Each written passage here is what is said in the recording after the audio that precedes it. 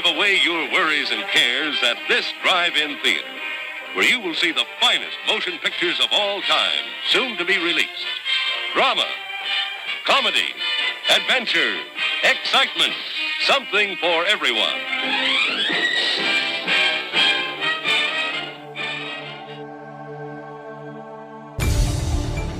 The moment our fellow geeks, dweebs, nerds, and other unfortunates have been fervently waiting for has finally arrived. It's time for TMI, Confessionals of the Nerd Kind. And now, your hosts, Jeff Nerf Herder Chandler, Jim Kaiju Baker, and Christina Yojimbo Henry. You can continue.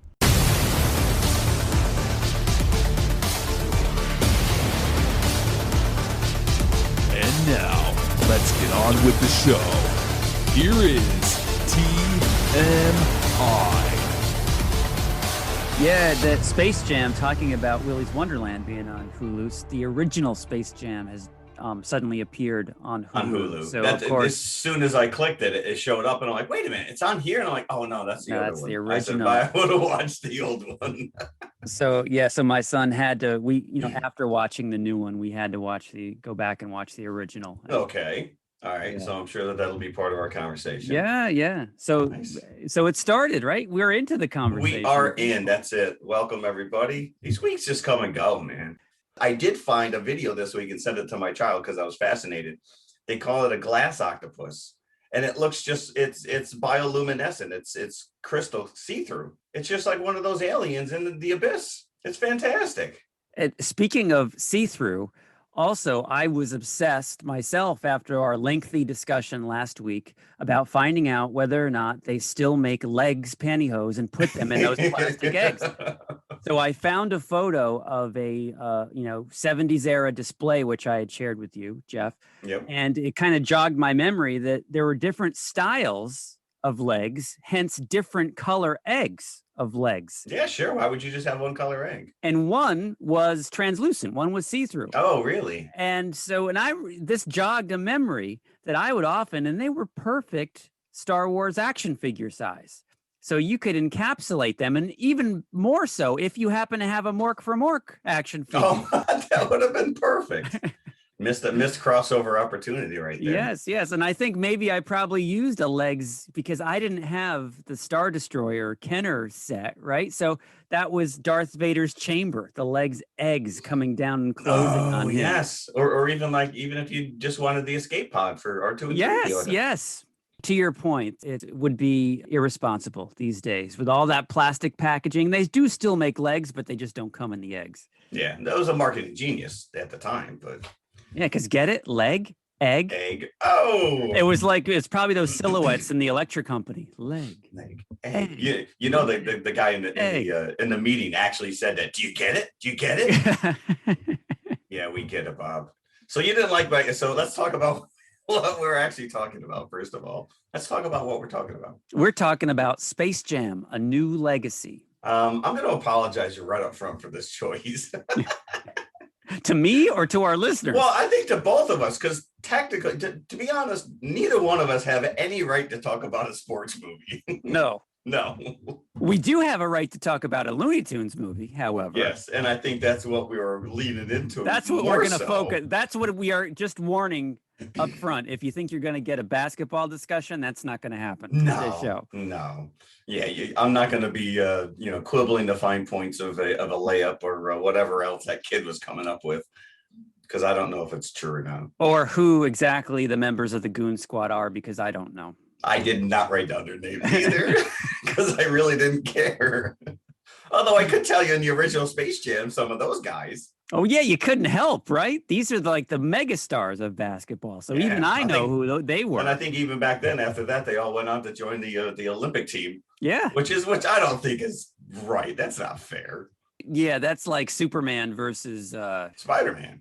Muhammad Ali, put them in a ring together. Mm-hmm. So Space Jam, and we are pairing this up with Real Steel. Now, you got to tell me up front, is this a surprise $5 episode? Because I got to know how we're going to tackle this thing. No, okay. It's a guilty pleasure episode. Okay. It's a guilty pleasure that I can watch it endlessly. I don't want to put it in the $5 category. Okay. It's close. I said that last week that it's close. It's like you said, it's Rock'em Sock'em Robots.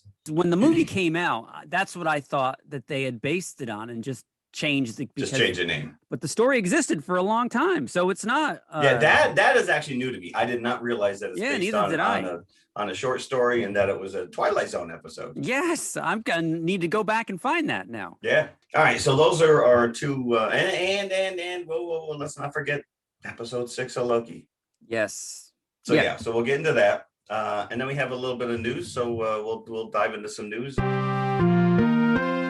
This I just found was interesting and it blew my mind. I'm going to put this in the what did Jeff learn this week category, which is last week was Harrison Ford's birthday. And of course, on Facebook and social media, everybody's sending out, well wishes.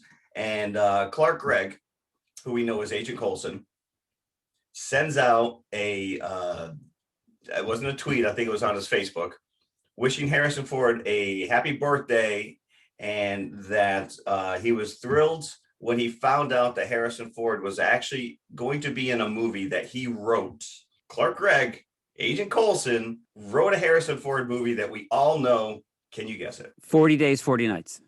Oh, that's a good guess. That's a good guess right there. That is not. It's not. What Lies Beneath with Michelle Pfeiffer. Really? He wrote that movie. I didn't know that. I didn't know he wrote it all. So and that was a hit as well. That was. What's even more bizarre is that I just stumbled across it on Stars probably 3 days prior. So I don't know if they were running it as part of a Harrison Ford birthday celebration or whatever. I just caught like the last 20 minutes. One to grow on. Deadpool has officially entered the Marvel Cinematic Universe.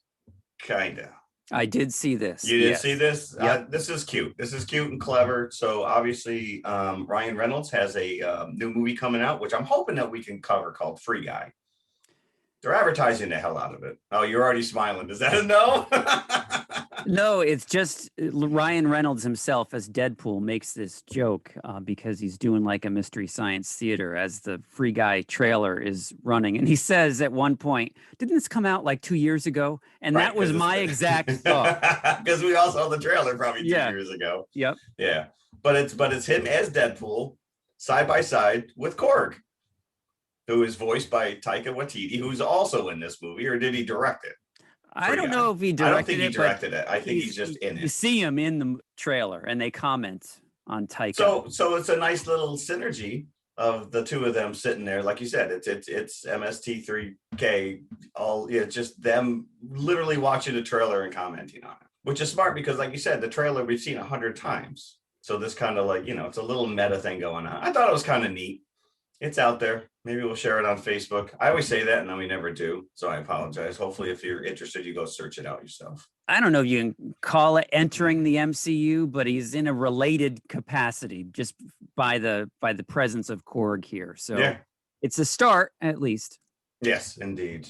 And this wasn't in my notes, but it jogged my memory. Last week, Hugh Jackman threw something up on his Twitter page, which was just like a piece of artwork of Wolverine's claws or whatever. And then the next day shared a picture of him and Kevin Feige together. So of course, speculation is just running rampant that he's teasing Wolverine's entrance into the MCU. And based on what we saw at the end of Loki, anything's possible. I don't know what he was doing. Maybe he just had too much bourbon that day or something, but people, the internets are going nuts. This I found was cool only because the both of us tend to collect toys, comic books, whatnot, stupid crap that just collects dust in your room. And then 20 years from now, you're like, why did I buy this? But Hasbro has this new line. They're called HasLab. And they have come up with, this is part of the Marvel Legends. And it is a 32-inch, which is 812.8 millimeters for all you metric nerds, Galactus Right now, the price point is $400 for this action figure. And I think they're crowdsourcing it, fan funding it. Yeah, that's what I was going to say, that if there's demand, I read some article, if there's demand for it, then they'll actually make it. Yeah, because you Fans can't want it. just build this thing and then hope that, we don't even have Toys R Us anymore. These toy stores are so small and minuscule, or they're, little sections in the back of Kohl's, to box up a giant 3-foot action figure and eat up shelf space. But it's got to be more than just an IOU from a fan. Like, oh yeah, I'd buy that, and then no, I think you actually have to. Yeah. I don't remember how many, what the metrics were of people who are willing to buy into this. I think you actually have to donate money. I think that's how it actually works. So, because I think Hasbro's done that before with some of the larger Star Wars stuff, like the Jabba sail barge, and maybe a Transformer, like the Omnicron, stuff like that. Like these giant oversized. I get, long gone are the days where you can walk into a Toys R Us and actually buy the aircraft carrier from G.I. Joe, which was just mammoth. That thing was a monster. That was, and I didn't know anybody that had it, and everybody back then wanted it, but it was under nobody's Christmas tree. I remember getting the Millennium Falcon, and that was a big, the price point was probably $20-$30. I can't imagine that. Yeah, even if I had that G.I. Joe aircraft carrier, I'd have to keep it outside. It wouldn't. Yeah, no, my room wasn't big enough for something like that. I'd have to sleep on it.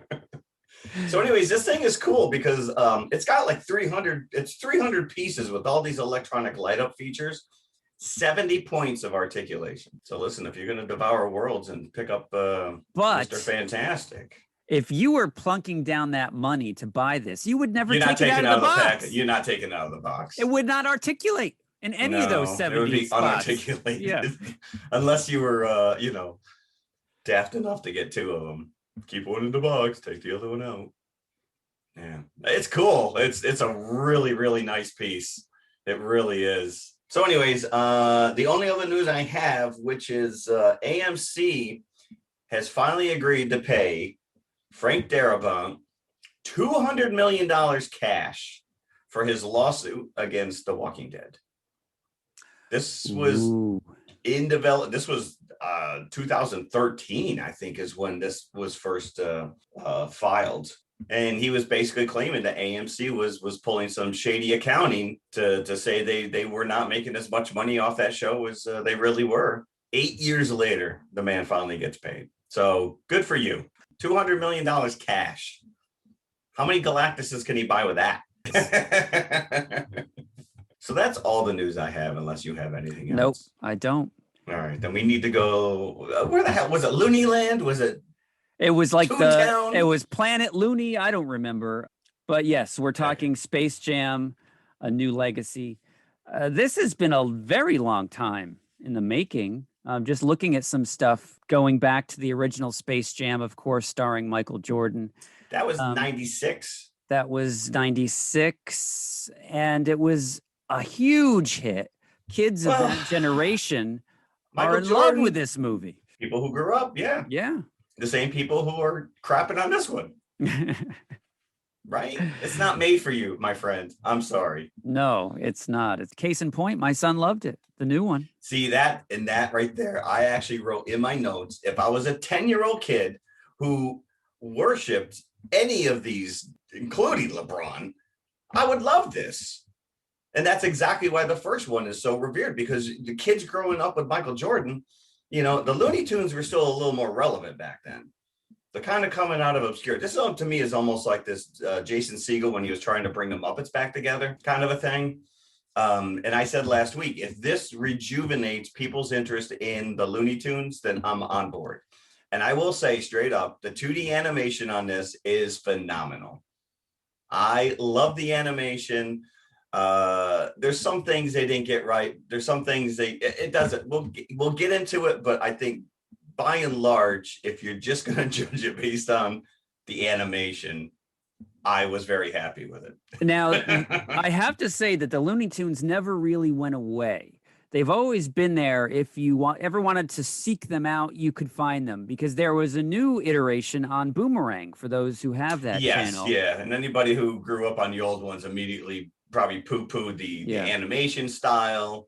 I will say I've not seen a lot of those, but I thought that the voice acting on this was pretty spot on for most of these characters. Yeah, I believe that a lot of the voice acting were carryovers from that modern show that in this new movie. And now I compare the new series that was on Boomerang kind of like to that revamped Mickey Mouse cartoon look. Okay, where it's like the classic, almost the same style. Yeah. Yeah, it's got that classic feel to it. Yep. So, and I thought it's pretty funny. Nowhere near the originals. You can't really recapture that magic, that gold, that with Mel Blanc in his prime. That 40s Looney Tune. That was a sweet spot, like that decade, the 40s for Looney Tune. You now have 12 voice actors replacing one man. Yeah. Unbelievable that Mel Blanc was the same guy voicing all those different characters. Yeah. Go back to the original Space Jam. I think maybe even more so than now, the Looney Tunes were very kind of faded in people's, especially kids of that generation. Was it coming? Was it before? No. Looney Tunes Back in Action came out after that. This is after, because they could never nail down a Space Jam sequel. So instead, they did Back in Action as the follow-up to Space I don't Jam. remember liking. It's funny. I love Looney Tunes Back in Action. I think it's hilarious. Oh, okay. That's Brendan Fraser. Brendan Fraser, right? Brendan Fraser, but Steve Martin is the bad guy, and he's funny. In Back in Action, there's a lot of loving throwbacks to Warner Brothers classics, not in the same way they do it in A New Legacy. There's a way to be self-referential, and there's a way not to be self-referential. And I think that this is what we have experienced in this new Space Jam movie. There's a lot that we experienced. Yeah. And it's not all good. It's not all good. I will say I was very pressed for time this week. And I did watch this on HBO Max. I keep saying HBO Go, by the way. Because that was their old streaming service. HBO Max. Yes. Yes, I watched it at home on my television. Yeah. I mean, if I was surrounded by a bunch of kids who were giggling at the jokes and laughing, I might have enjoyed it more. Perhaps, yes, but I think you would also you wouldn't be blinded to its shortcomings if you were in a theater. I think that you still would have these shortcomings are pretty out in the open. Yeah. Yeah, let's start and end with LeBron James himself. Listen, I give the guy all the credit in the world. Hey, I think his acting ability is better than Michael Jordan in Space Jam. Oh, wow.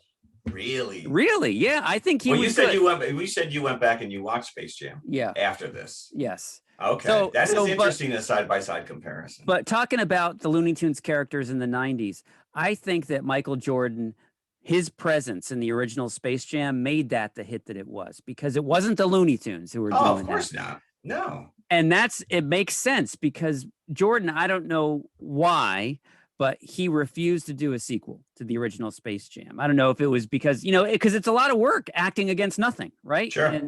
And he had no acting ability. He had no acting. This was it. You might have seen him you see him in those Hanes commercials now. He never even stepped in behind do like commentary, which a lot of these guys, you got Charles Barkley, you got, a lot of these guys, there was a lot of big name basketball players that showed up. Bill Murray was in that. Yeah. Which is part of the reason why it's so classic, because he shows up to play at the end. It's not like just a walk-on cameo. And you said before that all the subsequent sequels had fallen through, because I guess at one point they were looking to do Golf Jam with Tiger Woods. They were looking to do Skate Jam with Tony Hawk. They were looking to do Race Jam with Jeff Gordon. I mean, you could have a full franchise. And at one point they were looking at Jackie Chan to do his own version. Spy Jam, right? Yeah. Spy Jam. To me, when you're in a boardroom and you're spitballing ideas, this is a monster idea to take this Space Jam and just apply it to every freaking sport that we know. But it never happened. For one reason or other, none of these sequels ever came to be. The Michael Jordan sequel never came to be. So instead, they kind of diluted it into Looney Tunes Back in Action, which again deserves a second look. But it kind of died there. There was no live action Looney Tunes theatrically released after that Back in Action because it wasn't a hit. Fast forward, LeBron James was attached to this new Space Jam since 2014. So this has been years in the making itself. And it's pretty much the same story, although the bad guys in the original, it was the Monstars, which were the team. Which are sorely missed, by the way. And the bad guy, I forget what his name was in the original Space Jam, but he was the head of like an amusement park world. And he wanted the Looney Tunes as an attraction. So fast forward to now, and it's an AI because they've got to, bring it up to speed with today. So it's played by Don Cheadle, who I think is having more fun in this movie than anybody else. He's an algorithm, so his name is Algae Rhythm. And get it? Yeah. Anything that Warner Brothers comes out with, apparently Algae is the brains behind it. So don't get too locked up in the plot of this because the plot makes no sense. So yeah, Algae's idea is for Warner 3000 scanning tech, and it's going to put LeBron in the movies, which we already have. The kid did it on his own video game. Yes. So the kid is already on par with what this AI has come up with. And that's another facet of the movie is that you're introduced to LeBron's family, especially his son Dom. Of course, LeBron wants his kids to be basketball players, and Dom isn't really into that. He is making a game. He's a coder. I was not into it. 15 minutes in, I'm going to lose my cool if I have to listen to one more platitude about giving my all or keeping my head in the game. So you're waiting for the Looney Tunes, and you're like, come on, where are they? Where are they? It's a long setup before you see. They bang you over the head with this, and he really comes across as not a nice guy. He's like every sports dad I have ever seen in the last 15 years on the sideline of my kid playing sports, watching these little boys and girls being berated by their parents because they didn't succeed as a football player or as a basketball player, so now they're pushing their kid. I mean, yeah, of course, LeBron James. That whole opening sequence is just the greatest hits of LeBron.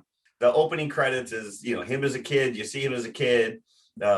His coach tells him, "Listen, you got to put these video games away because you're the greatest player I've ever seen." I'm like, the kid's 12 years old. You're telling him he's the greatest player he's ever been, ever seen. But then we see him become the greatest player ever. Yeah, although that is, a straight replay of the opening credits of Space Jam 1, because they do the same thing with Mike. Because you see Michael Jordan as a kid at the beginning of Space Jam 1, and then the opening credits is his career until like present day. Okay, did Jordan throw away his buddy's Game Boy though? He threw away that kid's Game Boy. Do you know what those games are going for now? That is true. Jordan, being much older than LeBron James, there was no Game Boy to throw out, so didn't exist back then. I don't care. You still threw away your buddies. Just because your coach berated you doesn't mean you. Hey, buddy, where's that Game Boy? My mom that was my birthday gift for the last 3 years. So I'm gonna play. Again on the defense. I'm going to play defense here. Okay. On the defense. We threw in a sports reference. The only sports reference you are going to get. Touchdown. LeBron has to be that guy. He has to be that guy in order to make an about face, to realize what he's done wrong. Yes, I understand. But it is so blatantly in your face. And it's so like you're just feeling for this kid. Because we've all been there. We've all been there to a certain degree, which is this is what I want to do, but my parents don't believe that I did this. Maybe you should find something practical to do with your life, kid. Don't be making video games. LeBron invites his son along to this board meeting that he gets invited to at Warner Brothers. And this is where they pitch him this idea, Warner 3000, that's going to scan him in. And then he's going to be in the movies. And then LeBron considers, and then he says, "This is the worst idea I have ever heard." And he should have turned and looked directly at camera. He should have turned and looked directly at camera so we all can nod and be, this is the worst idea that we ever could have come up with. But this angers Don Cheadle as Al G because it's his idea. Well, I do think that LeBron does say that's stupid, that the idea was stupid or something like that. And we do, you know, what's really weird is that Don Cheadle went on to, I don't know, Twitter or whatever, and did confirm that Michael Jordan is in this movie. And that during that video presentation, you see like all of the greatest hits of Warner's movies. And of course, there was the poster for Space Jam. So I guess that was where Jordan showed up. But the weird thing is that they don't acknowledge the events of Space Jam actually took place. Lola does. Lola makes a reference when Bugs and LeBron go to recruit Lola. And he says, we got to help an NBA player. We got to play a basketball game. And she says, been there, done that. Oh. So that's, to me, was the only reference point. Except for when they make the Michael Jordan joke at the end right. as well. But they didn't really reference the first movie during that. It's just like, no. That was kind of clever with the Michael B. Jordan. I will tell you, I kind of fast forwarded to the last 20 minutes of this. Really? Because I knew where I was going.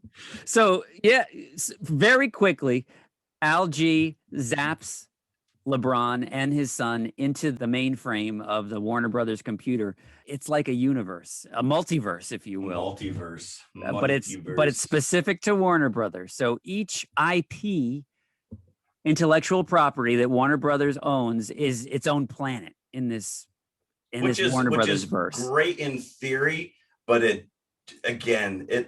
bunch of execs just sat around. No kid knows.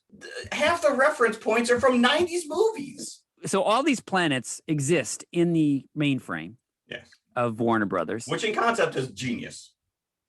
And Looney Tunes is its own planet. And that's where LeBron gets zapped to when he goes into this. And then in the meantime, Al G, I want to call him Ali G, which is wrong Sacha Baron Cohen, but that's not him.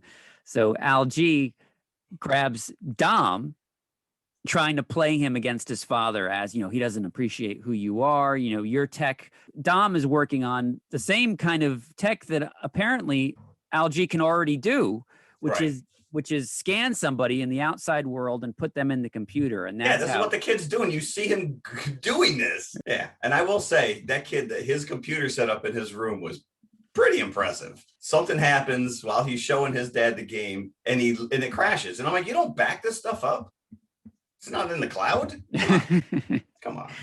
So LeBron gets zapped to the Looney Tune world and he's kind of starstruck, which I appreciated. He's like, Bugs Bunny. And he's like, you know me? Yeah. And Bugs, this was a great line, which he actually says, I may live in a hole in the ground, but I still get TNT. And of course, TNT is what carries the NBA. But he's also have a stick of dynamite in his hand at the time he says it blows up the bridge. And this was refreshing because Michael Jordan just seemed kind of annoyed at all times by the Looney Tunes. He was never starstruck by the Looney Tunes in the original Space Jam. Yeah. But LeBron is loving it, right? Meeting Bugs Bunny, but then he realizes that Bugs is the only tune on this planet. And this was kind of nebulous. I'm like, so where are the rest of the guys? Yeah. Oh, Al G convinced them to leave. It doesn't make any sense. No, it doesn't. So he's got to first of all, they've got to get the team back together. Right. So this to me is where it falls into that Muppets movie where it's like, we need to get the band back together. It's Blues Brothers. We need to get the band back together. Yeah. Yeah. So, but this is genius and ridiculous all in the same sentence because the first world we go to is Mad Max Fury Road. And we have Wile E. Coyote and Roadrunner intercut as animated characters in the live action scenes. And I love this. I thought this was fantastic. And I'm like, I'm in. I am completely in. Yes, but again, no kid is going to know what this is because no kid will ever have seen Mad Max Fury Road. Right. And then we just go back. And again, like you said, it's just Warner Brother properties. This is every one of these worlds that we visit has a coming sequel. So like the Matrix 4 is coming out. Oh, let's put Granny in the Matrix. Now, kids don't know what the frick the Matrix is. It's from 1999. Austin Powers is in there. Austin Powers, which again is funny because you have Elmer Fudd playing Mini-Me and Sylvester as Mr. Bigglesworth with no hair. But it's like they just arrived there. You see them intercut and he's like, oh, Sylvester, what are you doing here? And it's like, wait, Bugs said you guys went away years ago. So we don't know what you've been doing. You've been just hanging out in the closet, waiting to come out. And then Rick and Morty make a Rick and Morty, which is, I wanted to see more of that. And they're Disney property, right? I really can't tell you. I don't know. I don't think that they're Warner Brothers. Maybe they are. Who knows? Maybe they are. They must be if they're in the Harry Potter stuff. What kids watching Game of Thrones? Yeah. Foghorn Lake. I say, a winter's coming. It's kind of clever, but at the same time, it's just nuts. And like you said, the Casablanca, when you got Sam, playing the piano, because he's Yosemite Sam, so play it again, Sam. Yeah, that's actually what I understand is where Pepe Le Pew is supposed to be.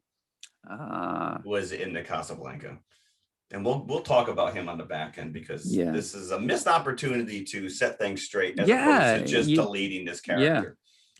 So then there's, of course, it's Warner Brothers. So there's also a DC world.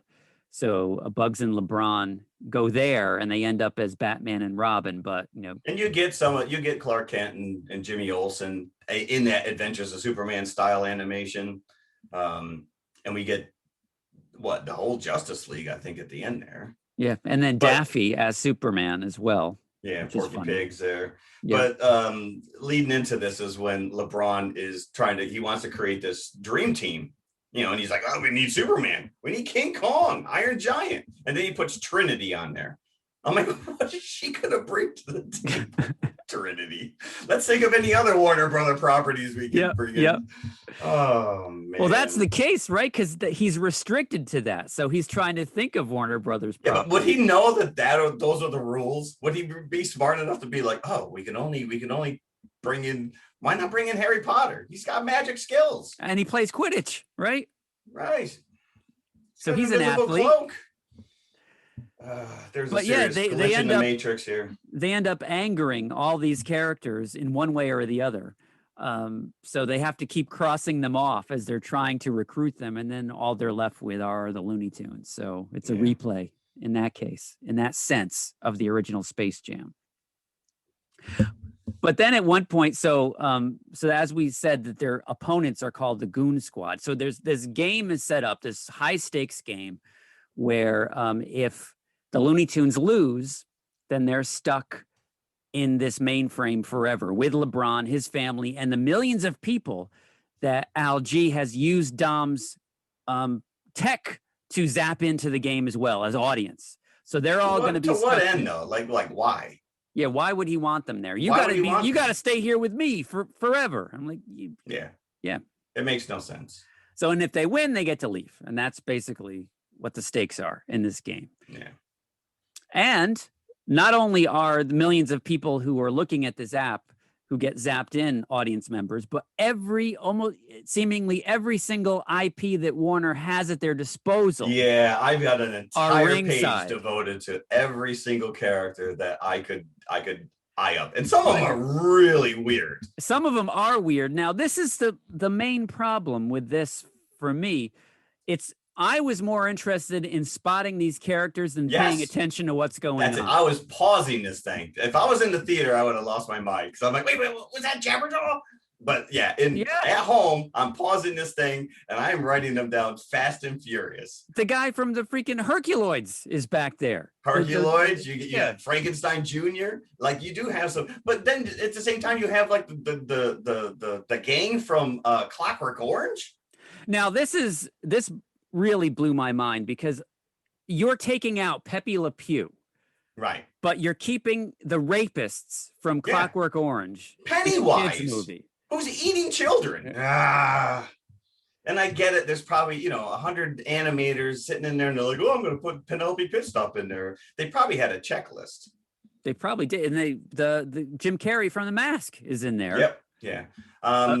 Of course, every DC movie character you can think of is in there as well. Every iteration of. Yeah, like multiple versions of some Thundercats.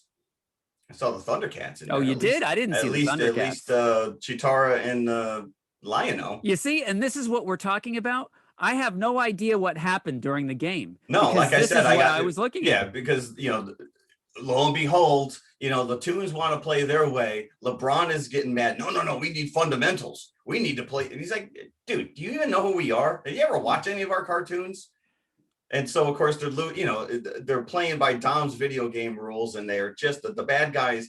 And what he did was he scanned like all these second tier basketball players. Like you said, I didn't even care enough to write down the name of half of these players. I think Tremont Williams is one of them, who I do recognize only because I have a 19-year-old kid who watches basketball at home. But if I saw these guys on the street, I wouldn't know who they were. And he digitizes them, and they all get superpowered. This is where I think that the bad guys are superior to the Monstars, because they all have like cool mutant powers. She becomes like a snake. You got one guy who's like a robot. You got another guy that's like a fire and ice kind of a thing going on. And then Spider, right? Oh yes, in the arachnid spider. But for whatever reason, when they get into this final game, they decide that they're going to take the 2D animation, which is beautiful to look at for these characters, and turn them into 3D for just the game, this tournament.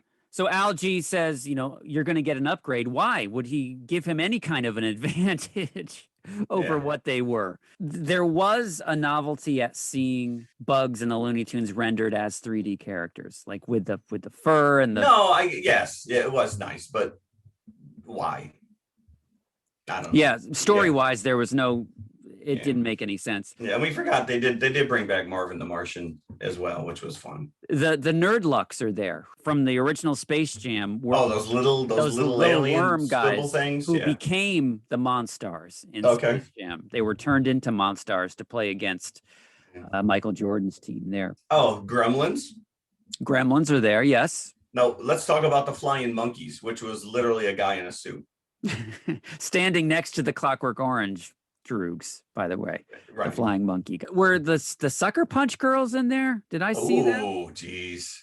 Snyderverse is now broken through? Yeah, I think so. I didn't catch them. I did not catch them. I did see Blue Falcon and Dynamite, Dick Dastardly, Space Ghost. Yeah, there was some really... And here's the one weird thing, which is you open up to this aerial shot of the Warner's... it wasn't in the opening, but when he goes he goes into the studio lot, and you get the aerial shot of the lot, including the water tower. Where are my Animaniacs? Yeah. I got no Animaniacs, and I got no Tiny Toons. In the last 30 years, those are synonymous with Warner Brothers to me. And even in the Teen Titans Go, they make an Animaniacs reference. Yeah, we see when because if you remember, they're on the lot. Starfire says that is where the Animaniacs live, even though you don't see them. Why do we not get? We got every other obscure character. Why do we not get Animaniacs or Tiny Toons, who are directly related to the Looney Tunes? That kind of blew my mind. Babs and Buster Bunny, were they busy? Missed opportunity. Yeah. I don't know. But like I said, if I was a 10-year-old and I was obsessed with LeBron James, I would love this. Unfortunately, I am not. So they have to crash the game in order to get out of Al-G's control. So, don't look at this too closely. They do. No, but go back to the Game Boy thing. At the literally the first minute of the game, when his buddy gives him the Game Boy, he says, "Oh, and if it freezes up on you, just smack it a couple times." And I'm like, "Oh, that's gonna come back into play." Mm-hmm. Yeah. And then, so at the end, Bugs sacrifices himself. They killed Bugs Bunny to break the game. Why is this funny? What? And he's a toon. We know he's not gonna die. And they're not putting him in dip like Roger Rabbit. So the movie Roger Rabbit was not Warner Brothers. No, it was not Warner Brothers. But the movie ends with Bugs dead, so it's not until like the coda until he comes back. And for some reason, he got pushed into the real world when he died. So now he's going to hang with LeBron in the real world, and he asks him if all the Looney Tunes can come and hang out as well. So that's how the movie ends, pretty much. Lessons learned. Yeah, guess I've been a little too hard on you, son. You know what? You can go to E3 camp. Yes. That was last week, Dad. We've been trapped in this game for a month. I missed it. Sorry. Guess I'll go to school now. So, yeah, this was not that enjoyable for me, unfortunately. but you said your son liked it. Yes, he did. And so that to me is what matters. Yeah, he liked it, and he wanted to watch the original immediately after we watched this one. But he didn't want to watch The Matrix. No. Or he didn't. Can we watch that Casablanca movie now? No, he did not ask me about any of the movies that were being, Who's MC Hammer, Dad? Yeah.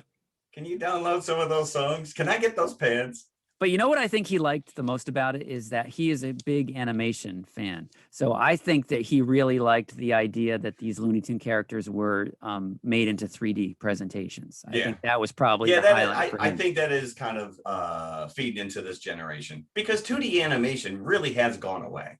Kids don't get Saturday morning cartoons. Yeah, Rick and Morty's hand drawn. There's a lot of hand drawn stuff that's out there. I mean, SpongeBob and whatnot. But this is very well done. ILM, they brought ILM in to do the lighting on the 2D animation. And I don't think they've done anything like this since Roger Rabbit, which was 88. So, and the animation I thought when LeBron gets zapped into the Looney world, I thought that was a lot of fun. That was very Wile E. Coyote. Bugs is running around doing his thing and painting the tunnels, that LeBron runs into and going over the cliff in the truck and Bugs even says at one point, I'm a toon, I can't die, as they're careening off the cliff with the TNT in the truck. And then he has to say it at the end again. Yeah. Like, I didn't die, I'm a cartoon. Yeah. I'm just drawn that way. Yeah. Yeah. So I hesitate before I give my buckets because I don't really like to. I know. I don't want to slander because it's getting hammered. Yeah. If you go on IMDb or Rotten Tomatoes, this thing is getting hammered. And I don't even think you can put it at the feet of LeBron James. He steps in and he does his best. Yeah, like I said, I think he does an admirable job acting, but especially since you think he's acting against nothing. It's a 2-hour commercial for Warner Brothers IP. Mm-hmm. That's what it is. It's a studio exec sitting in with a checkboard going, what other movie can we reference? Like I said, Matrix 4. We got a sequel coming out. Let's bring that back. Casablanca, I don't think they're making a sequel, but it's aren't they making a sequel to Mad Max? Yes, they are. Ferocia, with Charlize. Yeah, she's in her own movie. Yeah. I will say, and I brought this up before, but we didn't really, when they go into Wonder Woman world, when they go to get Lola Bunny, and she's running the gauntlet of the that we saw in Wonder Woman, where she has to pass the test in order to become an Amazon warrior. Yes. And the animation style looks like it fell right out of a comic book.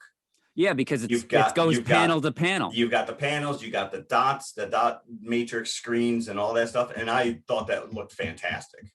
I thought that looked really fun. And do you know who played Wonder Woman in that? Yes, I do. Yeah. Wait. You want to tell us? I got to look up my notes now. I forgot. Rosario Dawson. Ahsoka. Yeah. Ahsoka Tano. So what would you give it? I got to be honest, I did not enjoy it. I was hovering around 2 buckets, 2 out of 5. Two is what I had. Maybe I would go up just for the 3G rendering, the novelty of seeing the characters like that. Maybe 2 1/4. I would give it. I'd go an extra quarter just for the 2D animation. So you're gonna go 2.5? No. Or are you gonna go 2 1/4? 2 1/4. I was 2. It's too preachy. It really is preachy. And like I said, he just comes across, and you're right. He needs to, that's his story arc, is he needs to realize that, he needs to let his kids go and they can't live in his shadow, kind of a thing. But it just got under my skin, because this is every sports dad I've seen in the last 10 years. Yeah. So not that I was ever, a victim of that kind of a thing. But you've seen it. You've seen oh it. yeah, no, I've seen it firsthand. Yeah. And yeah, the voice acting, like I said, I was very spot on. We brought him up before. Pepe Le Pew has been canceled. But he was in it. So originally, this was being directed by somebody else. This was originally being directed by Terrence Nance. And then he backed out. And that's when Malcolm D. Lee stepped in. And it was Lee who opted to get rid of Pepe Le Pew because of his sexual advances to women. Now, I don't know. You and I have watched Tiny Toons, Looney Tunes, Three Stooges, Tom and Jerry from the time we were born. I never once thought that was appropriate to grab a woman and put advances on her. I never thought about putting a shotgun to my brother's forehead or shooting his bill off. I mean, you had Elmer Fudd and Yosemite both with guns using them. For a long time, there was a moratorium on firearms in Looney Tunes at one point, but that's been suspended here, apparently. And it was actually used to silly effect, which is what it is. Yeah, and there was one joke. I think the only thing I laughed at in the movie actually was when Bugs tells Sam to shoot the ball, and he literally shoots the ball. Yeah. that was what I was thinking of. But as far as Pepe Le Pew goes, so we just delete him. We just get rid of him. Why can't this character learn a lesson? Why can't you had a perfect opportunity to tell a bunch of kids this is not okay? Put this character in his place and let him learn a lesson as well. The cats, the female cats that would always get the white stripe painted down their back, and he would think that they were a skunk. Inevitably, so he thought they were a skunk.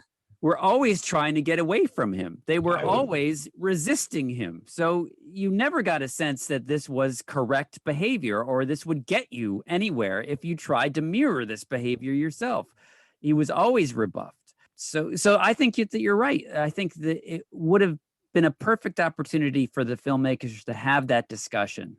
So he could exist going forward, but with a changed outlook. So I don't know. I don't like it.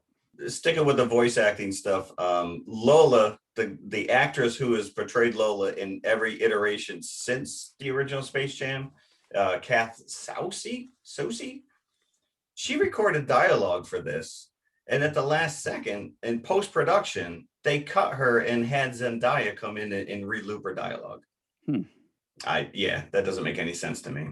Because it's not like Zendaya is bringing any kind of star power to the character. Well, like I said, I think that by and large, Jeff Bergman, who's played Bugs, Sylvester, and Yosemite for quite some time now, yes, and you close your eyes and you listen, it's never going to be 100% the same as what you remember or what it is in those 1956 Warner Brothers cartoons. But it's damn close. So all right, let's move on from Space Jam, the legacy. Let's go to the concession stand, and we will be back with Real Steel. A cup of whipped hot chocolate tastes great right now. Carnation's Cocoa Supreme, the delicious hot chocolate drink with the light, delicate flavor you like. Wouldn't a good hot cup taste good right now? Ask for a cup of whipped hot chocolate at our snack bar. Okay, we're back. And Jeff, now tell me about your history with this movie. I never saw it in the theater. 2011 is when it came out. So I had an 11-year-old and a 9-year-old, depending on what time of the year. This was a movie that just looked up my alley. So maybe when it dropped on Blu-ray, I picked it up, but it became a family favorite. And it's Rocky.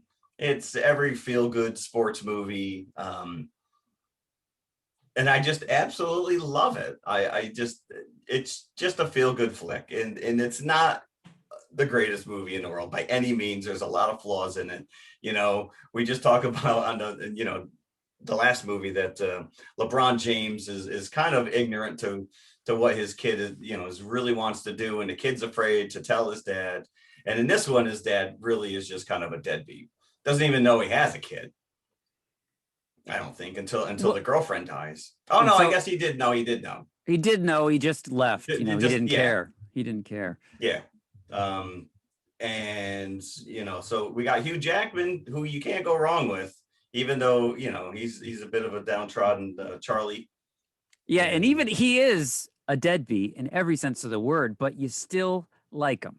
Yeah, so he's that's a the likable important character. thing about this kind of a character is that he has to show an arc. You can't help but to like him, even when you realize what he's done with his son. Correct. They do kind of gloss over the fact that he hasn't been there for the kid's first 12 years of life or whatever. Yeah, because he's a bit of a grifter.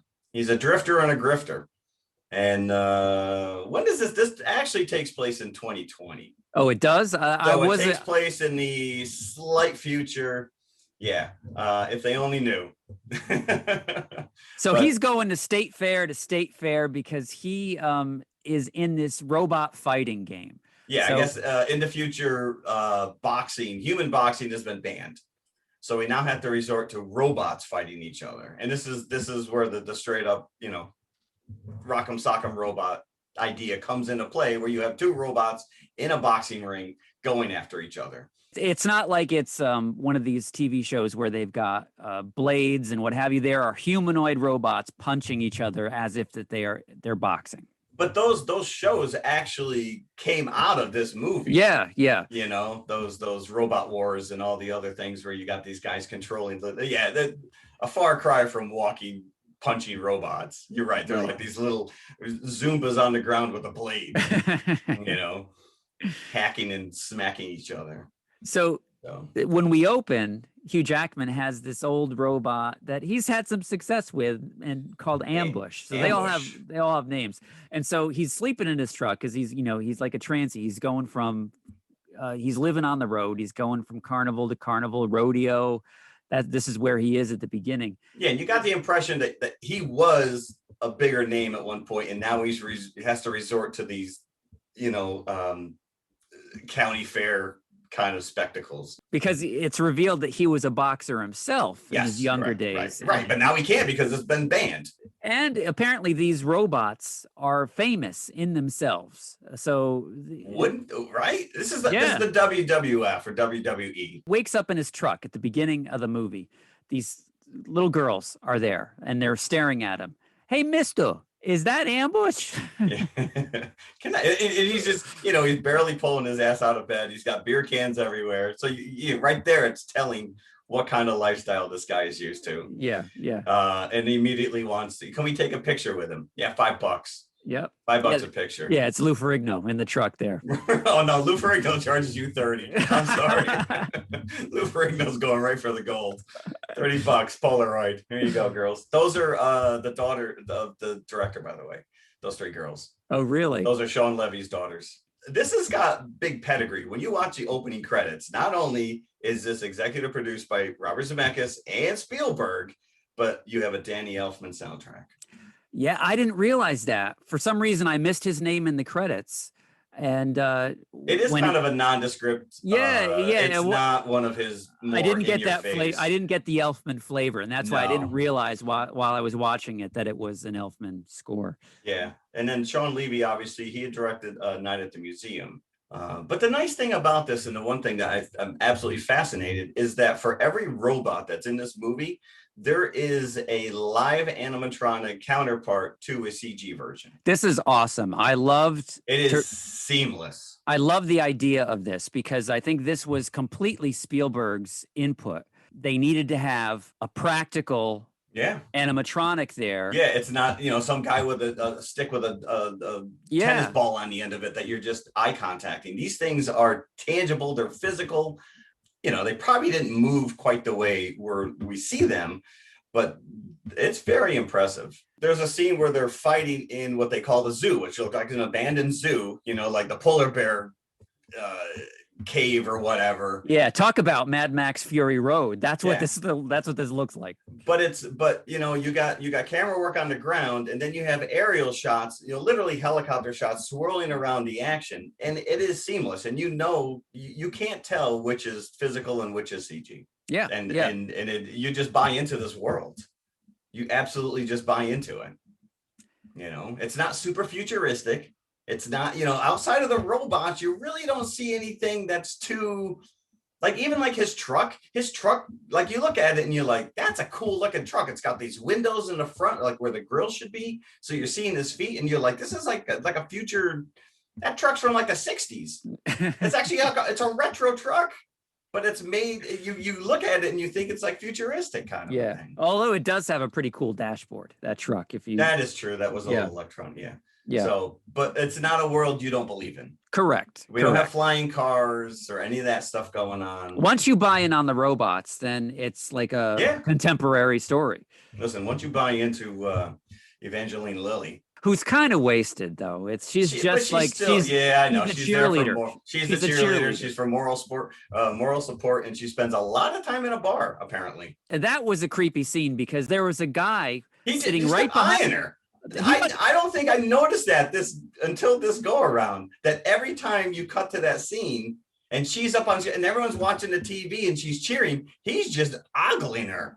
And it looks like he's about to speak, and they always cut the scene. Right. Maybe she had to put him in his place. Maybe she did. And we didn't talk about this kid Max, Dakota Goya, who looks like Jake Lloyd. I was going to say that. He is total Anakin Skywalker. I think he's a little precocious. He does come off as annoying at some point. He's got a chip on his shoulder. He doesn't have a father figure. His mom's obviously shacked up with this new guy who's a billionaire, and they're going away, so they're looking to dump him. Who do we know? Well, I don't know. His deadbeat dad he hasn't seen in 12 years. Let's leave him with him. I'd have a chip on my shoulder, too. And the uncle actually pays off Charlie to take him. It's a nice chunk of change. What we kind of skipped over is the opening scene at the rodeo. So it really gives you a sense of what Charlie's life is like. And it's got Kevin Durant from The Strain, Lost. So he's always, he wasn't the bad guy in The Strain. He was playing against type there, but he's usually the bad guy. And he is, when you see this guy, you're like, I literally wrote, who is this guy? He also played the Blob in one of the Wolverine movies. Yes, I saw that. Yeah. But he is like, you see this guy and you immediately like, he's one of those character actors. And I forgot that he was in Lost. But he plays the rodeo owner. The opening is Ambush, Charlie's robot that he has at the beginning of the movie, going against what's supposed to be an 800-pound bull. And it's actually a 2,000-pound bull. Poor Ambush get ambushed. So, they have a bet, even though that Charlie kind of knows that he's outmatched. He bets the guy $20,000 that he can win. Go big or go home. Yep. And of course he loses. Unfortunately, the robot gets mangled. And he's got to escape before the guys come to collect the $20,000. Yeah. So for the rest of the movie, you know that you're going to see this character again, this rodeo owner, because now he's angry and he is owed money, and he's a character actor that you've seen before. So so you know he's coming back. You're going to see him again. Yeah. So now Charlie is saddled with Max, who is his son. The mother has died. Aunt has custody, and because they want to go away to Italy for the summer, Charlie has him for a couple of months. So he takes him on the road. Reluctantly. He wants to leave him. He wants to leave him with Bailey, Evangeline Lilly's character. Yep.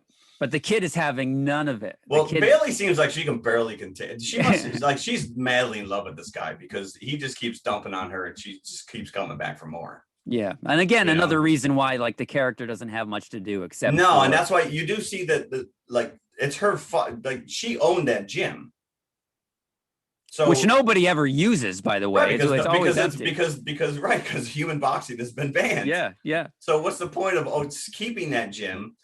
Maybe it was her father. So I wonder if that scene you're talking about, plays up the idea, of her beating the crap or boxing this guy to show her prowess. What, in the bar? The guy in the bar? Yeah, maybe. Yeah, maybe. I don't know.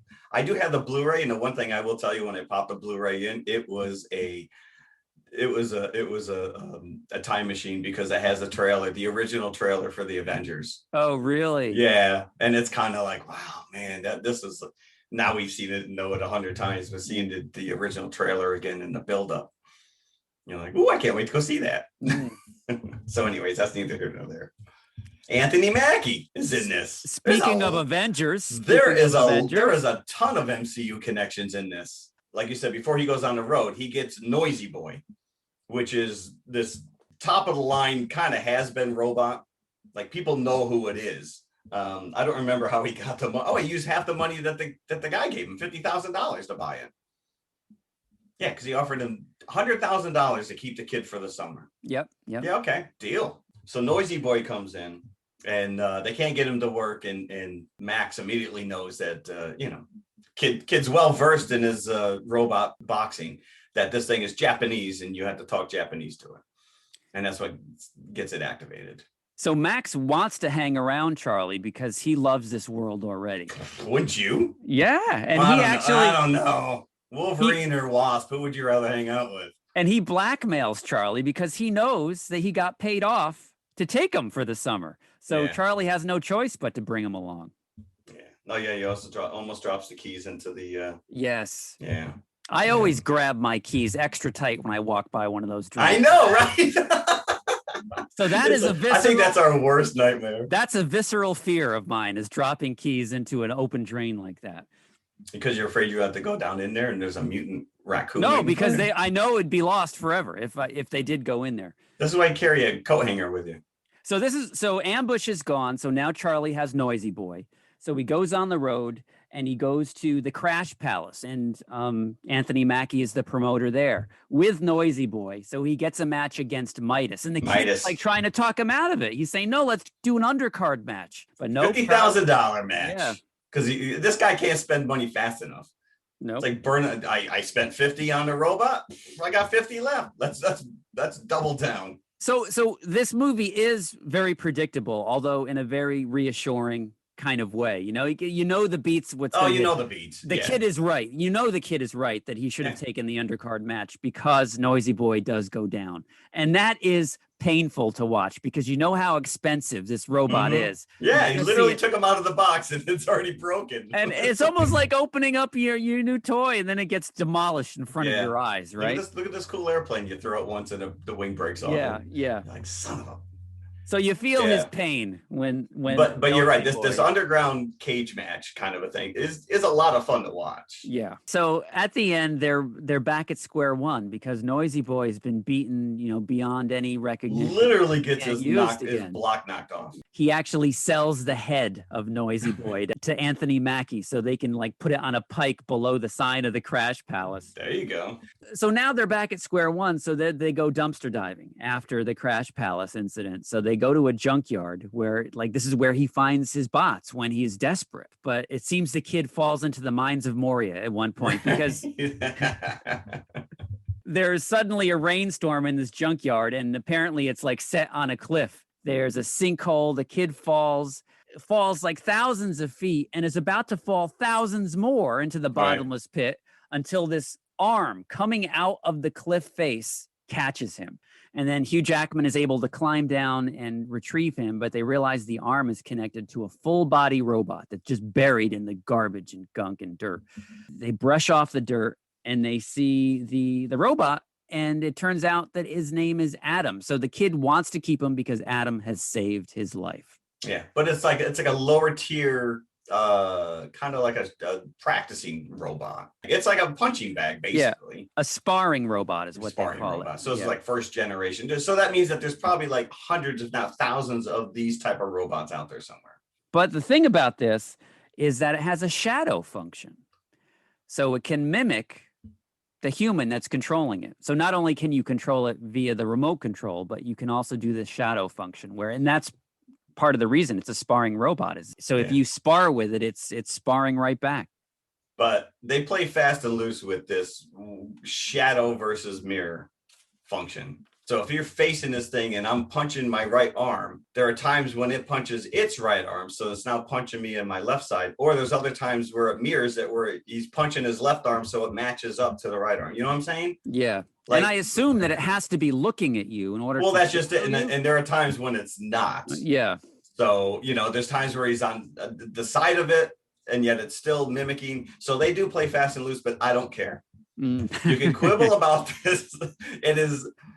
the relationship that this kid and Charlie form with this robot is very endearing. Now, the other thing about Adam is that he's got like a fencer's mask as a face. Right. So, and below that mask, you see the bright blue eyes, but you don't see any facial features. I don't even know if he has them, but there's scratches in the mask that make it look like he's smiling. Yeah. So, and there's another scratch coming down. So it kind of gives the impression of a nose. So when you look at this face in a certain light, it does look like it has features. Yeah, but it doesn't talk. It doesn't, it only does what you do. Well, they immediately bring it back. They clean it up and start fighting over it. Yeah. Like, I found it. It's mine. He's like, no, it's mine. Bailey's like, how about we see if this even works before you start fighting over it? And then we're also introduced, what is it, the WRB? Yeah, the World Robot Boxing. The WRB in Cincinnati is there you go. The World Robot Boxing. Johnny Fever. Yes. We're introduced to like the Hulk Hogan of robot boxing, which is Zeus, the bot fighting champ of all times. In this corner. Masterminded by Tak Mashido and his femme fatale sidekick, Farah Lemkova. So they're like the bad guys in the background. But this is where Adam and Charlie and Max, this is where they're aspiring to, is the WRB. And they eventually make it there. Yeah, you get this little nice fighting montage where you see that, it's these clips, kind of like Rocky kind of a thing where he's going from match to match and he's slowly making a name for himself and climbing up where people are paying attention. They know who he is. So, yeah. And talk about the similarities to a Rocky movie. These characters of Lemkova and Mashido, they're the Dolph Lundgren of this movie. Oh, easily. The result of any fight is inevitable. What Zeus sees, he kills. That's like straight out of Rocky IV. Yeah. If he dies, he dies. Yeah. But yeah, so of course, it's inevitable that the big match at the end is going to be Adam versus Zeus. And this is where we actually get the title of the movie in the movie. Like, we should turn that into a drinking game when they actually say the title of the movie. Because it's like the WrestleMania, right? That's what they call it, is Real Steel. This is the event, the event to meet all events. And just like Rocky, all we're asking for is for Adam to go the distance against this monster. That's it. You don't need to win. Yep. Yep. Just go. Fred Durland or whatever that guy's name is. Kevin Durant. Kevin Durant. Oh, it's so close. The character's name is Ricky, the rodeo owner. Ricky, the rodeo owner.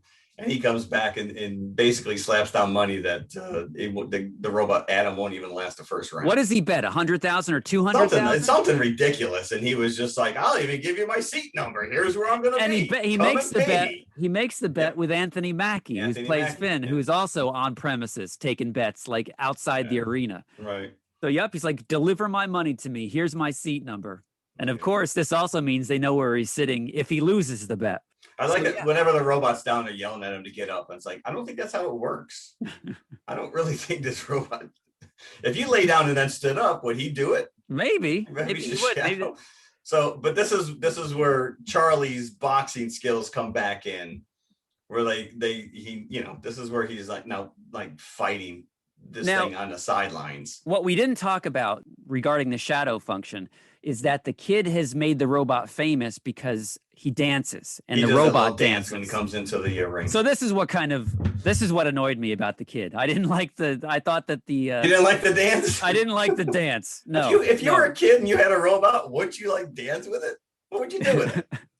I don't know if I would dance with it. I would take it to school, beat up all the bullies, all those girls on the playground. So whenever the kid comes out, like Adam is famous now for being the dancing robots because the kid is doing like the robot moves as he's walking down the aisle to the ring, and the robot's doing the moves and mirroring him. So that's what Adam is becoming known for. So nobody thinks he has a shot against Zeus. No, he's just But the idea that somehow this thing he can shadow it to pick himself up is pretty impressive. It's like, how do you pull that off? But he does it. So Zeus pummels Adam during the opening rounds of this. Oh, he's literally smoking. And he's going down repeatedly. He's going down, but he gets back up every time. That's what I said. They keep yelling at him, get up. And yeah. okay. And he gets so pummeled at one point that he stops working, that the remote is not working. And so now Charlie This is has where to. Charlie has to step in. Because Charlie was a boxer. So now Yeah. it's basically Charlie boxing Zeus. But it was Charlie anyways, because Charlie was like, as a boxer, it's not so much what you know, it's knowing your enemy. So, in the case with the Twin Cities, he saw that there was a hitch in the arm every time he went to go punch it. So there's a slight stop before it moves forward. And once he saw that that little defect, then he took full advantage of it. So, because we know that Adam can take a hit. Adam eventually goes the distance, and he actually knocks Zeus. He knocks Zeus down at one point. It reminded me of that classic, the Buster Douglas versus Mike Tyson fight, that unbelievable boxing match. But of course, you get that Rocky moment when Zeus goes down for the first time ever. And Machido throws a fit and throws the guy that's because he doesn't actually remote control Zeus. He leaves that to his minions. And then Machido throws the minion out of the. Yeah, now he's got to take control. Do it. Now he's got to jump in there. I wonder if shadow boxing was even legal in the rules. Good They point. disqualified him after the fact. From this point on, that's all Charlie's doing, right? Is shadow boxing after after this match with Zeus. I'm like, let's go that route. Yeah. My son did point out, because we were watching it together, that in the stadium there are ads for the Xbox 720. So I thought that was kind of funny. Oh, really? Yeah. I didn't see that. Yeah, but he doesn't win. But he does win. Well, in his own way. Because he goes the distance. He goes the distance. And at the end, they label him the people's champion. And he's like, people's champion? Sounds pretty good to me. Yeah. And I actually wrote a note down here. Please don't encourage this kid. Yeah, he was quite full of himself. So I'm assuming that he's now going to stay with Charlie. And like I said, it's predictable, it's goofy, but I enjoy it, and I get all caught up in the end fight every freaking time, knowing clearly what's going to happen. It doesn't matter. Now, we mentioned this up front, that this was based off of a Richard Matheson story called Steel, adapted for the Twilight Zone in 1963. So again, yes, we are going to have to seek that out. Yeah, I don't think that the robots are probably as impressive as they are here. I would think not. It's probably some guy. I don't remember ever seeing that. No, neither. And I would think that would have been stuck in my memory. Yeah, right. Seeing robots fighting. I thought this was fascinating, which is that a lot of the robots were motion captured by professional boxers. So they brought in professional boxers to do moves or whatever, and they were motion captured so that it would reflect on what other robot. But all of that was supervised by Sugar Ray Leonard. Oh. So he actually gets credit in this. And I thought that was really kind of cool. So it's not just, a bunch of animators. Oh, let's throw a right, let's throw a left. These robots are fighting with real world, commitment, I guess. And I always was under the impression that it did not do well at the box office, but that's not the case. Looking at the figures, it was released on October 7th, 2011. So it was a fall movie. It actually was pushed forward because they didn't want to compete with one of the Twilight movies that was coming out in November. So it was originally it was set for a Thanksgiving release, but they pulled it up to October. It was $110 million to make, and it made $299.3 million at the box office. So just shy of 300. All right. So it made some bucks. Yeah. It certainly did. It also won, it was nominated for Best Visual Effects, the Oscars that year, but lost to Hugo. But Goyo won Young Artist Award winner and People's Choice Award for Jackman. Oh, okay. So there's a couple things going on there, but we mentioned earlier that this has got massive MCU connections, which is pretty impressive. Dakota Goyo, actually played young Thor in the first Thor movie. Really? Yep. Obviously, you got Jackman as Wolverine. Evangeline Lilly has played Wasp. Mackie as Falcon. The aunts played Tony Stark's mom, which I'd have to go back and watch that. But Hope Davis. Yes, that's right. That's right. yeah. And then we mentioned Durant plays Fred Dukes, the Blob, in the Wolverine movie. Right, right. So whoever casted this movie was had a little foresight. Jakks Pacific did release a figure line. Adam, Noisy Boy, Zeus, Midas, Twin Cities. They were all action figures that you could buy. And also, the kid, Dakota Goya, spearheaded a line of kids' wife beaters. What? I'm kidding. But I'm thinking to myself. You had me going there. I'm like, wait, what? But I'm thinking to myself as he's teaching the robot to dance. I'm like, they make wife beaters for kids? I'm like, apparently so. They teach them early. Mom beaters, I guess. We mentioned before that there's real life counterparts to these animatronic puppets, these robots. Upwards of 20 puppeteers per robot. I think it would be cheaper and easier just to put someone in a suit. I don't know. If you get Anthony Daniels and C-3PO, I think you can get some guy in one of these robot suits dancing around. So Sean Levy, so part of this was filmed in Michigan. In that, what is it? The Crash Palace. That is an old Model T automobile plant in Detroit. I didn't even write a bucket down for this. I'm going to give it 4.25. 4.25? 4.25. It is a goofy movie. My family was happy to watch it again. I am going to give it 3.5 buckets. Real Steel. I would recommend it. And it's on Netflix, so have you got Netflix? It is on Netflix. Very cool robots and some nice boxing action. Yeah, I don't think I realized that they made toys for all these guys. Yeah, they did. I don't even want to search for them. I got enough crap going on. You got enough. Yeah, but Twin Cities is a cool one. I mean, Zeus is I want to see more. We never got a sequel, huh? No, never did. No, Real or Steel? Well, we're going to get Rock'em Sock'em Robots now. Yeah, with a dad-father dynamic. That's original. So there we go. We got two movies with dads and quandaries. What do I do? Which is completely unrelated to our Loki finale. Last episode. Did I even take notes? I did take notes. Now, I have big questions about this. All right, let's go. I'm heading right to the end. So we do get Kang the Conqueror. We never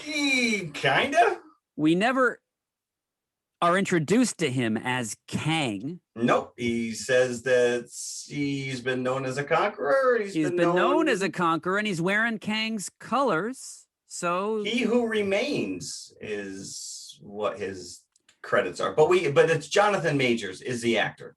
And we know that he has been hired for Quantumania, Ant-Man and Wasp as Kang the Conqueror. So perhaps He Who Remains is not Kang, but one of these other. This is a variant. Yeah. This is a future variant, which is I think genius, because he plays this role so well because he's very menacing without being menacing, almost like being too nice, where you're like, all right, where's this guy going? Yeah. We get what we wanted. We kept saying Kang. We have the actor who we know is playing Kang, but this is a variant of Kang, and more than likely the Kang we're going to get in subsequent movies will not be anything like this character. No. Because he has learned from his mistakes that he needs to control this timeline from the end to stop everything from splintering. He's gone through it all. He knows how it plays out. And yet somehow he doesn't, because Sylvie takes him out. Sylvie and Loki come to blows over whether they believe what he's telling them. And she needs to complete her mission. So she kills him. Part of the spiel to them is that he's looking for a successor, very much like Willy Wonka. And he's take my place. Yeah. Keep the time. Wearing the purple, just like Wonka does, right? No, that's true. Wow, I didn't even. And it's very much Man Behind the Curtain kind of Wizard of Oz leading into this, not knowing who's really in charge. So this character, He Who Remains, is the puppet master behind the TVA. So he's the one that's kidnapping, and you actually see who the judge was in her previous life. She was a principal or a teacher at some small school. Yeah. So, and then you also get a kind of an explanation from this character of the multiverse, and that there's various that he discovered the first iteration of this character discovered the multiverse, and different versions of himself warred against each other through the different realities. So it was chaos. So now he has to set this TVA in place in order to control everything, as you just explained. So are these things actually variants? This is where I'm confused. Are these different timelines or different realities? These are two different things. A different timeline isn't the same thing as a different reality. Right. So there is no sacred timeline. Because like you're saying before, a timeline, an alternate timeline is not going to give you an alligator Loki. Right. An alternate reality is going to get you. And when you see the sacred timeline and it starts splintering, like you're just made to believe that at that point in the time is when it branches off and creates something different. So I don't have an answer for that, because I think that it's left very nebulous. And without the TVA, everything burns, is one of the things that's because he's seen it before. So is he future king who came back and is now like cropped off all those other, because he saw the multiverse war, and so he backtracked it. So it would have to be an alternate reality. So what is his involvement in the whole Infinity War and the Infinity Gauntlet thing? Or does he even care about what's going on? That's probably only one timeline. Because he has to exist outside of the timeline. Like he's literally sitting there. You see the timeline flowing through. But here's my thing is that I can't conceive of it. I can't conceive of that as a timeline. No. It's a reality. It's not a timeline. Right? Yeah, he's out. To me, he's outside of the timeline. It would be an alternate reality, or I don't know. You're making me confused now. So we did get Kang, but we didn't really get Kang, because we know it's him. Like you said, everything leading into it, tells you who he is. But yes, I mean, Ms. Minutes actually tries to stop them before they enter the castle, and offers them a way for the two of them to go back into a timeline together. Two Lokis existing in the same timeline. Yes, so he has the ability to make that happen. Unless they were being lied to. I don't know, because I think he offered that up to him again. Well, no, he also, like you said, he wanted them to replace him. You take over. The most telling part was when Sylvie actually stabs him, and he says, I'll see you soon, or something like that, to the extent. We went right to the end. We did, because that's where all the meat is, right? Correct. But I thought what was very telling was the opening credits of the Marvel logo. You were hearing dialogue from every movie that we watched in the last 15 years. Yes. So yes, we are they somehow implying that is now behind us, and moving forward we are that forget everything you know? I did read that there's a reason that we have not seen a Spider-Man No Way Home trailer, because this immediately at the end, once Kang is killed, you see the sacred timeline be splintered, just thousands, if not millions, of alternate strands coming off it. So that to me is now setting up what will happen in Spider-Man. So the sacred timeline is the MCU timeline as we know. What we've known to this point. Okay. So moving forward, anything we see, we can't trust. So there's a good chance that we could very well get characters. Again, I go back to the beginning of the episode where we talked about the fact that here's Hugh Jackman teasing something on his Twitter account of Wolverine, who we know he said he's done with this character. You don't throw that out there along with a picture and you and Kevin Feige and not have people think, listen, we know the worst kept secret is the fact that every one of these actors who's ever played Spider-Man is coming back somehow in some way. Alfred Molina has gone on record. Yeah, I'm showing up as Dr. Octopus. Thanks for ruining it. We're sophisticated enough in what's happened in this universe that we're now putting the pieces together. We know where these movies come in chronological order. We know the title of Doctor Strange is Into the Mouth of the Multiverse. The Multiverse of Madness. Yes. After all that, I screwed it up. So we saw this coming a mile away. But you could very well start seeing all these characters And listen, maybe you get LG Rhythm coming in, and he's just making they have super scans of all these actors. Don't tell me you can't have a CG Chris Evans running around and he doesn't even have to show up to film. I don't know. It's wide open. But here's the thing. This was never meant to be the series finale. The series was supposed to run 12 episodes. And because of COVID, they cut it into 2 seasons. So we still have another 6 episodes. Season 2 of Loki I would assume, is going to flesh out even more so of what we know before we lead into any of these other big movies. I think we've got the Eternals, we got Shang-Chi, and then Spider-Man. So where does this Loki season 2 fall? Yeah, and is it already filmed? Is it already in the can? I don't know. That is a good question. That I can't answer. But we leave Loki, he gets sent back, and then we find out just in a Planet of the Apes Tim Burton style that he's in an alternate reality. He's in another timeline where Mobius and what's her name don't even know who he is. And don't recognize him. And either Kang or He Who Remains has taken the place of the Timekeepers. Yeah. So there's or a you statue got a of Mortis, him. Whatever. I think Kang's gone by like 5 or 6 different names. And the other thing I just learned, and I don't know if this is 100% true, but I did read it online, so it must be, is that Kang in the Marvel comic universe is Reed Richards' grandson, Nathaniel Richards. And I think that's retconned, because when I read the Fantastic Four back in the day, I don't think that was ever the case.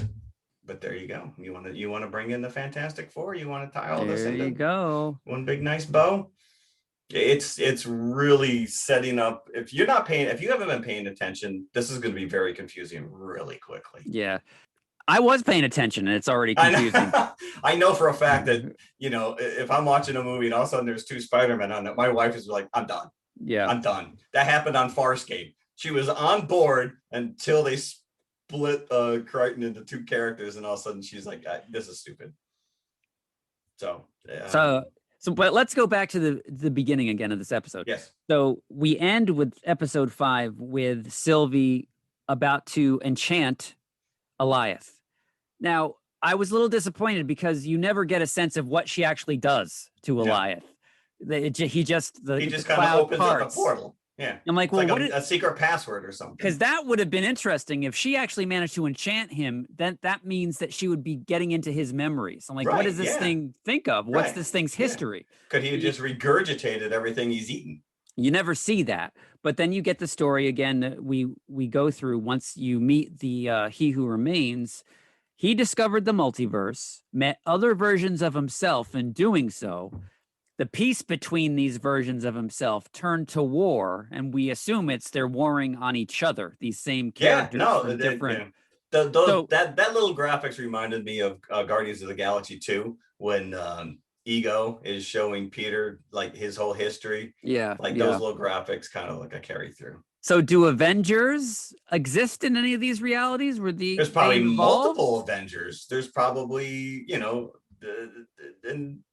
a whole universe where there were no Avengers and, Great Lake Avengers, or maybe, the Winter Guard. The West Coast Avengers. West Coast Avengers. Yeah, sure. So all these tears in reality that he has made himself from discovering the multiverse creates Eliath. So he then weaponizes Eliath and ends the multi-war, and it's just explained as simple as that. You don't know exactly how he did it. Yeah. Then he invents the TVA to keep everything in check by keeping the realities separate.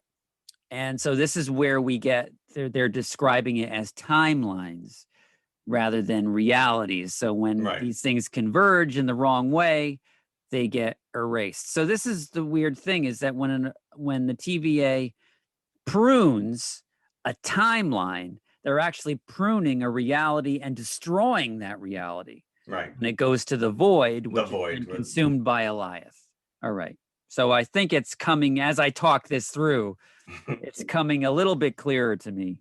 And it seems that this is what's going to happen in order to bring back the sacred timeline. Or is it just... Now, because we also know that we have a what if anthology series dropping, where we have these alternate. What if Peggy Carter became Captain America? Are these going to be sold as alternate timelines by? What happened to the Watchers? Aren't they watching all this crap? Yeah. This is going to come into play probably with Phase 5, right? Oh, the Watchers. Well, where were they in Phase 3 and Phase 4? Right, correct, right. Just Yeah, like where was Kang in Phase 1 and Phase 2? You know, right. so unless they go back and sneak him in the background somewhere. Yeah. I don't know. Yeah, there's a lot of questions, and they kissed, which just no, stop. Just no, that had to happen. That had to happen. I wanted to see like them explode once they actually kissed. Oh, the tension between the two of them was just palpable. You couldn't. So yeah, like you were saying before, Sylvie and Loki are disagreeing over He Who Remains. Sylvie wants to kill him, does not believe a word that he's saying, where Loki, as a seasoned liar, recognizes when somebody is lying and is telling the truth. Yeah. So he believes them.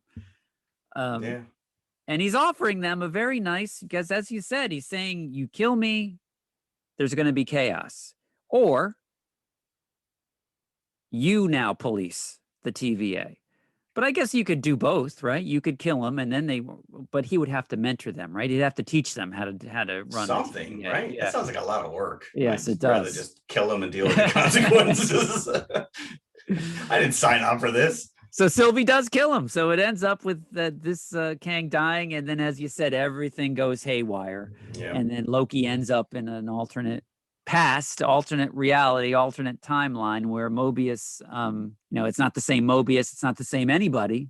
No, and no jet ski. Mobius no jet ski. No jet ski. What's up with that? Well, we have a season 2, so maybe he'll still. That is it. So. Yeah, I have no clue where this is going to fall. So yeah, it didn't end like a season finale would. You get no. Well, you do get answers, but it's like a mid-season cliffhanger. Yeah. So all right. So I'll take it. You have to. Yeah. There's nothing else we can do at this point. No, there's not. No. All right.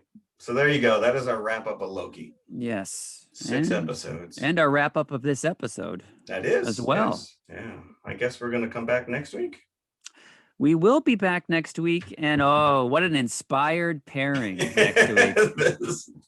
This is literally hysterical. Yes. Yes. Hysterical. We are covering the latest in the G.I. Joe oeuvre, which has been running ad nauseum. G.I. Joe Retaliation, or whatever that is, and the original G.I. Joe movie. Hopefully you don't have to watch those movies in order to know I would what's like going to on think, here. well, they killed 3/4 of them in the second movie. Don't build everybody up just to kill them off. But this is like a Wolverine Origins type movie. We're getting Snake Eyes, his background. Snake Eyes. Probably the most popular character. When I was collecting these G.I. Joe figures in the early 80s, Snake Eyes was the one. Him and Storm Shadow, I think, were the two most popular characters, I think, to actually get your hands on those figures.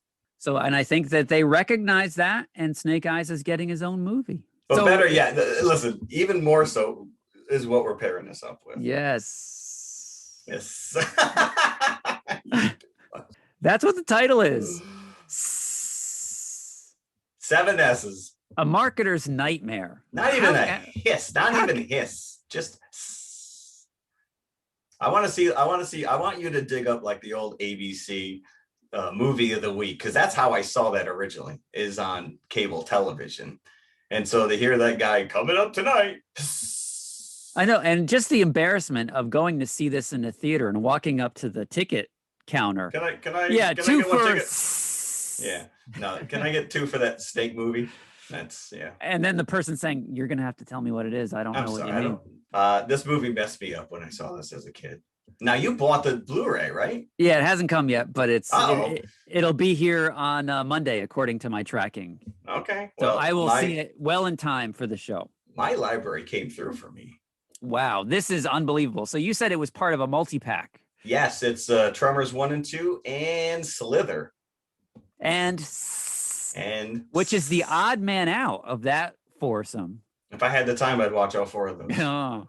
So if you don't know what we're talking about, this is a 1973. I think it's an American International's picture. It's not a Roger Corman, but it is one of those B horror movies that you would see on a weekend syndicated network like a Channel 5 or 11 in the New York area, starring Dirk Benedict, he of Battlestar and 18 fame, playing somebody that is slowly turning into a snake through the course of this movie. Boy, we've talked about this. We brought this up a couple times. So yeah, this could fall under the movies that have haunted you since you were a kid, kind of in that category. I'm afraid to watch it again. It's gonna be cheesy. It's gonna be cheesy. I know it, but still. This was like watching Beware the Blob for me, which terrified me as a kid. All right, so I guess we'll have therapy afterwards. Yeah. So, and again, it's very specific. 7 S's make up the title. Yeah. No exclamation point. Just 7 S's. Is there an ellipses, like a ... after No, this? I don't think so. No? That would indicate that the snake has something more to say after that. So, as Roger Moore would put it, hiss off. So, yes, that's coming next week, and I can't wait. Neither can I. All right, join us. All right. Thanks. Thank you very much. Bye. Bye.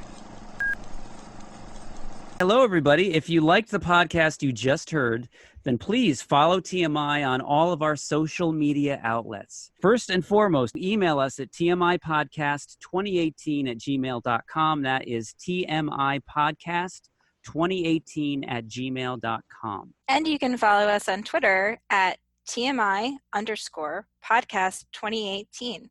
Stop over, say hi, give us a compliment. We'd love to hear from you. Awesome. Make sure you follow us on Instagram as well, which is also TMI_podcast2018. And of course, we are on Facebook, facebook.com/TMI Podcast 2018. And it should be noted, we also have a community page, so join the forum. And if you like to watch YouTube, you can see us at TMI Podcast 2018, all one word. Look for the popcorn bucket. Popcorn bucket. Or you could just go to our website, which has every link there, TMIconfessionalspodcast.com. And we'll see you at the concession stand. We'll save some popcorn for you. In this corner.